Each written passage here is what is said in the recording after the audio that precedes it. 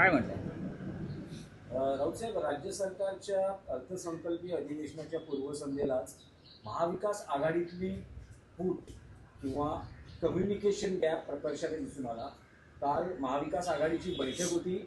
रणनीती ठरवण्यासंदर्भात विरोधकांची काय स्ट्रॅटेजी असली पाहिजे या बैठकीला आणि पत्रकार परिषदेला एनसीपी शरद पवार गटाचे नेतेच उपस्थित नव्हते. मग तुम्ही हा प्रश्न त्यांना का नाही विचारला? त्या बैठकीत विचारलं तर स्वतः भास्कर जाधवनी असं म्हटलं की काही कम्युनिकेशन गॅप राहील. नाही, बघा, तुम्हाला माहिती असेल की शरद पवार इस्पितळात आहेत. काल त्यांना तातडीने इस्पितळात दाखल करावं लागलं आणि बरेचसे नेते प्रमुख हे पुण्यात. अनेकांशी माझं बोलणं झालं आहे. इतर काही विषयांवरती आमच्या चर्चा सुरू आहेत. पण काल हे बरेचसे प्रमुख नेते हे पवार साहेबांना अचानक इस्पितळात दाखल केल्यामुळे ते आहेत अशी माझी माहिती आहे. या विषयात आता फार अजिबात फूट वगैरे नाही. फूट कसली नाही पोचू शकलं कोणी. बरेचसे नेते राष्ट्रवादी काँग्रेसचे मुंबईच्या बाहेर वास्तव्याला असलेले आहेत. जयंतराव पाटील असतील, शशिकांतराव शिंदे असतील, हे प्रमुख नेते जे आहेत ते बाहेर. आणि त्यांच्यापेक्षा जे प्रमुख नेते सगळे होते, त्यांच्यापेक्षा प्रमुख ते आता सुनेत्रताई पवारांबरोबर आहेत. पवारसाहेबांबरोबरचे लोक आहेत, पवारसाहेबांबरोबरच आहेत.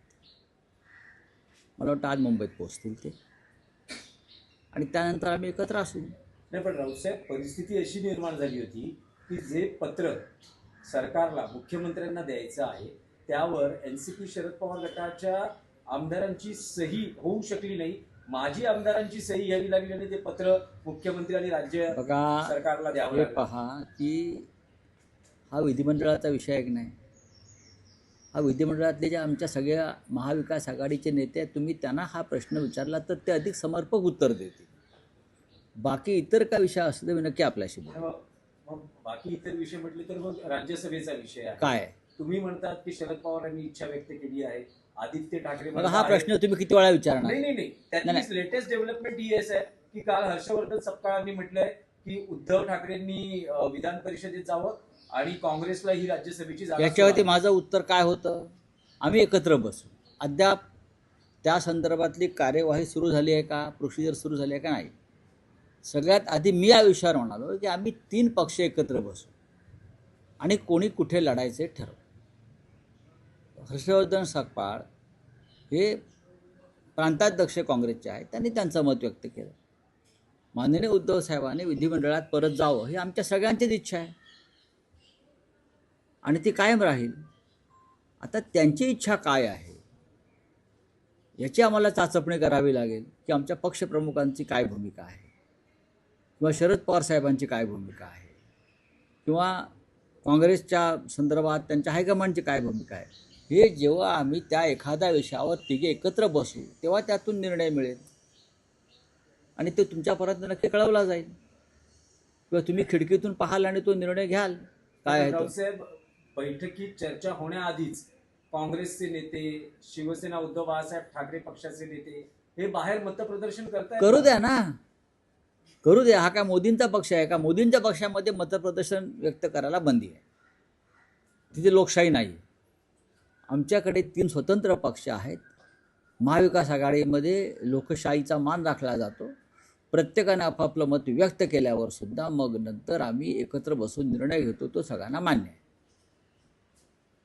राऊतसाहेब, आणखी एक प्रकरण होतं की हेच जे प्रकरण आहे राज्यसभेचं, काल उपमुख्यमंत्री एकनाथ शिंदे असं म्हणाले की महाविकास आघाडीमध्ये राज्य सरकारचे राज्यसभेच्या जागावरून महाविकास आघाडी 1 अनार 100 बिमार अशी परिस्थिती आहे. तीच परिस्थिती महायुतीमध्ये सुद्धा आहे. 1 आचारी रस्सा भिकारी. बरं, 100 आचारी रस्सा भिकारी. बरं, 100 आचारी रस्सा भिकारी. काही आपलं बोलायचं, कुठेही काही बोलायचं. त्यासाठी आता मराठी भाषा दिवस आहे, येणार आहे 27 तारखेला. येणाऱ्या काही दिवसामध्ये उपमुख्यमंत्र्यांनी मराठीविषयी अभ्यास करावा, वाचन करावं. म्हणजे त्यांना इतर काही चांगले वाक्प्रचार मराठीत सुचतील. 1 अनार 100 बिमार सारखे अमराठी वाक्प्रचार त्यांना वापरावे लागणार नाही. नाही, पण मराठी भाषेचा जर संदर्भ झाला तर काल मुख्यमंत्र्यांनी त्यांच्या पत्रकार परिषदेत असं म्हटलंय की महाविकास आघाडीने त्यांना जे 6 पानाचं पत्र, ज्यात 18 मुद्दे होते, ते जे पत्र दिलं त्यात मराठी भाषेत इतक्या चुका आहेत आणि काही वृत्तपत्रांच्या बातम्या जशाच्या तशा उचलून छापण्यात आलेल्या आहेत. ते पत्र काय मी ड्राफ्ट केलेलं नाही. आदित्य ठाकरेंनी ते पत्र वाचलं असतं असं उपरोधिक याच्यात मुख्यमंत्र्यांनी म्हटलेलं आहे. मी ते पत्र वाचायला मागवीन आणि चुका असल्या तर पुढल्या वेळेला दुरुस्त करून पाठवू. विधिमंडळाच्या पत्रव्यवहार मी पाहत नाही. मला माझ्या मराठी भाषेवरती अभिमान आहे आणि आत्मविश्वास आहे मी काय लिहू शकतो. सर, आणखी एक विषय होता की मंत्रालयातल्या झिरवाळ जे क्लीन चिट दिलेली आहे झिरवाळांना, जी एसीबीने कारवाई केली, त्यांनी असं म्हटलंय की मी मुख्यमंत्री आहे, एसीबीला मी पूर्ण अधिकार दिलेले आहेत कारवाई करण्यासंदर्भात. अगदी माझ्या कार्यालयातही असा काही प्रकार आढळला तर एसीबी नरहर झिरवळ प्रकरणानंतर सामनाचा अग्रलेख जर आपण वाचला असेल त्यात मी एक भूमिका अशी मांडली होती की देवेंद्र फडणवीस मंत्र्यांवरती कारवाया करतात, धाडी घालतात आणि मग त्या मंत्र्याला क्लीन चिट देत त्या मंत्र्याची शेंडी आपल्या हातात ठेवतात. तसं त्यांनी झिरवळांची शेंडी आपल्या हातात ठेवलेली. म्हणजे सुनेत्रा पवारांचा एक मंत्री, त्याची शेंडी आता फडणवीस साहेबांच्या हातामध्ये आहे. मंत्र्याच्या कार्यालयामध्ये भ्रष्टाचार, लाचलुचपत होते, पोलीस मंत्रालयात घुसतात आणि त्या मंत्र्यावरती कारवाई न करता त्या मंत्र्याला तुम्ही उघडपणे क्लीन चिट देता. हे तुमचं भ्रष्टाचाराविषयीची भूमिका आहे. भ्रष्टाचार करा पण तुमची शेंडी माझ्या हातात राहू द्या सरकारची. म्हणून हे फडणवीस हे या बाबतीमध्ये भ्रष्टाचाराच्या बाबतीमध्ये अत्यंत ढोंगी आहेत.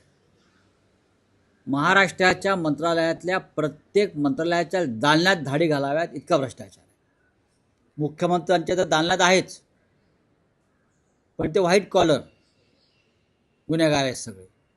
बरोबर आहे, प्रत्येक. म्हणून तर ते तुमच्या पक्षामध्ये आले ना.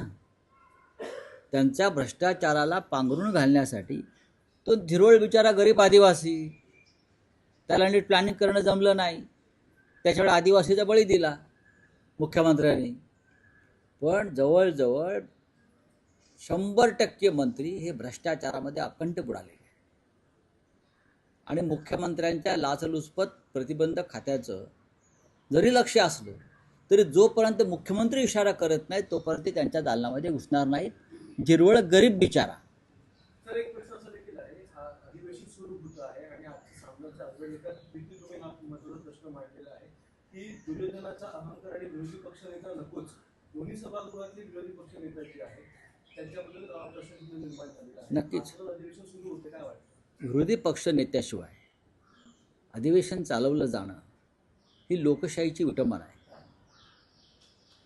विधान परिषद आहे, विधानसभा आहे, तुम्ही चर्चाही करायला तयार नाही या विषयावर. हा कसला अहंकार? असा अहंकार दुर्योधनाला होता. हा अहंकार हे हिंदुत्ववादी आहेत ना, स्वतःला मानतात ना. मग महाभारतामध्ये अशा प्रकारचा अहंकार दुर्योधनाला होता. पांडवांनी 6 गावं मागितली तेव्हा दुर्योधन अहंकाराने म्हणाला 6 गावं सोडून द्यावं, सुहीच्या आग्रा एवढी जमीन मी तुम्हाला देणार नाही. त्या अहंकारातून दुर्योधन आणि कौरवांचा विनाश झाला. त्याच पद्धतीनं भारतीय जनता पक्ष, शिंदे गट वगैरे वागतायत. अजित पवारांची भूमिका ही विरोधी पक्ष नेतेपद असावं या मताशी ते वारंवार बोललेले आहे की दोन्ही सभागृहात विरोधी पक्ष नेता नसेल तर ते सभागृहाला मजा नाही, अर्थ नाही. पण मुख्यमंत्री फडणवीस, शिंदे गट यांना विरोधी पक्ष नेता यासाठी नको की त्यांची सगळी लक्तरं बाहेर काढणारा एक घटनात्मक पदावर बसलेला माणूस विधानसभेत येईल आणि त्याचं ऐकावं लागेल महाराष्ट्राला आणि देशाला. त्याच्यामुळे विरोधी पक्षनेता हा दोन्ही सभागृहात नेमायचा नाही. हे लोकशाहीचं विडंबन आणि विटंबन आहे.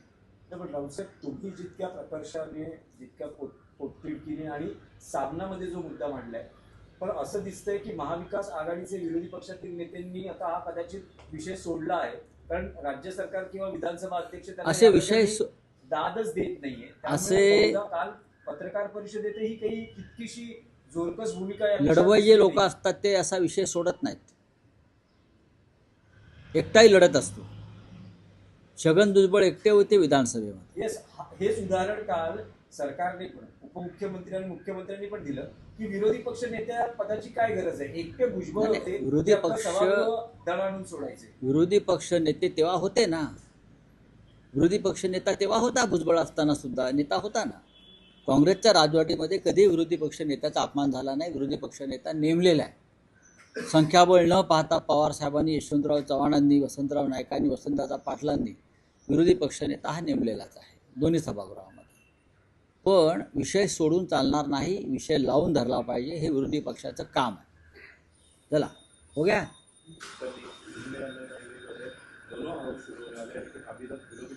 देखिए, leader of opposition Lok Sabha, Rajya Sabha, Vidhan Sabha, Vidhan Parishad में रहना ये एक लोकतंत्र की बहुत बड़ी ज़रूरत है. लीडर ऑफ अपोजिशन यानी नेता प्रतिपक्ष के बिना किसी भी सदन को चलाना ये लोकतंत्र की मजाक है. महाराष्ट्र की सरकार, फडणवीस सरकार, 3 सत्र हो गए, अब तक विधानसभा में और विधान परिषद में नेता प्रतिपक्ष की नियुक्ति को मान्यता नहीं दे रही. ये क्या चल रहा है इस देश में? क्या ये संविधान के खिलाफ नहीं है? आप संविधान की बात करते हो ना, तो महाराष्ट्र जैसे राज्य में, बड़े राज्य में आपका इतना बहुमत है, फिर भी आप नेता प्रतिपक्ष से क्यों डरते हो? तो ये मैं मोदी जी और अमित शाह जी और राष्ट्रपति जी को एक आह्वान करूँगा, ये जो मामला है ये लोकतंत्र के लिए, देश के लिए ठीक नहीं है. चलिए.